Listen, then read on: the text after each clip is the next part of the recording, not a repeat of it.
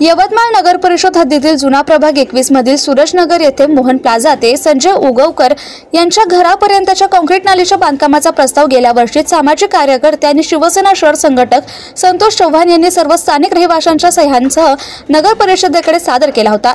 सततच्या पाठपुराव्यानंतर हा प्रस्ताव मंजूर होऊन कामाला सुरुवात झाली होती।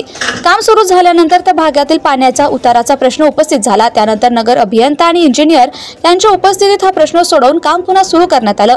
मात्र 2 दिवसांपूर्वी पुन्हा काम बंद झाल्याने स्थानिक नागरिक महिला भगिनींनी एकत्र येऊन नगर अभियंत्यांमार्फत मुख्य अधिकाऱ्यांना निवेदन दिलं।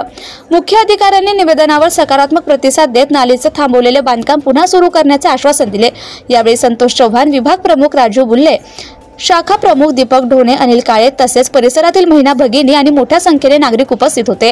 स्थानिक नागरिकांनी चुकीचा डबल प्रस्ताव टाकल्याने काम थांबले असल्याची माहिती दिली असून प्रशासनाकडून लवकरच हा प्रश्न सोडवला जाईल अशी अपेक्षा व्यक्त केली आहे। Bureau report, DN news Marathi, Yavatmal. मी संतोष चव्हाण, प्रभाग 21 मधून सामाजिक कार्यकर्ता म्हणून काम करतोय। मोहन प्लाझा ते उगवकरच्या घरापर्यंत आम्ही 1.5 वर्ष अगोदर नाली टाकली होती।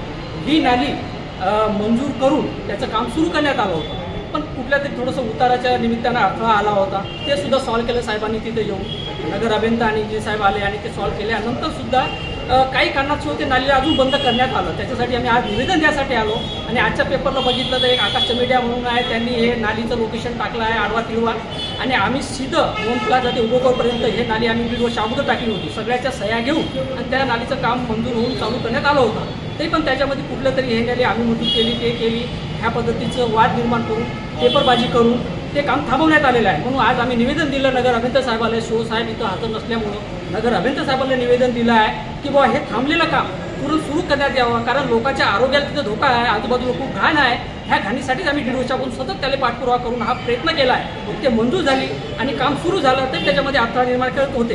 म्हणून आज साहेबांना सांगितलं की कुठले अडथळा न आणता हे एक कंटिन्यू काम करण्यात यावा, यासाठी आम्ही आज नगर अभियंता साहेबांना निवेदन दिलेलं आहे। आणि हे काम कुठं थांबलं नाही पाहिजे, पूर्णपणे झालं पाहिजे, ही आमची अपेक्षा आहे आणि इच्छा आहे। आणि सर्व स्थानिक लोक, त्या कॉम्प्लेक्समधले आजूबाजूचे लोक आलेले आहेत का त्या लोकांना खूप त्रास आहे त्याचं घाणीचं।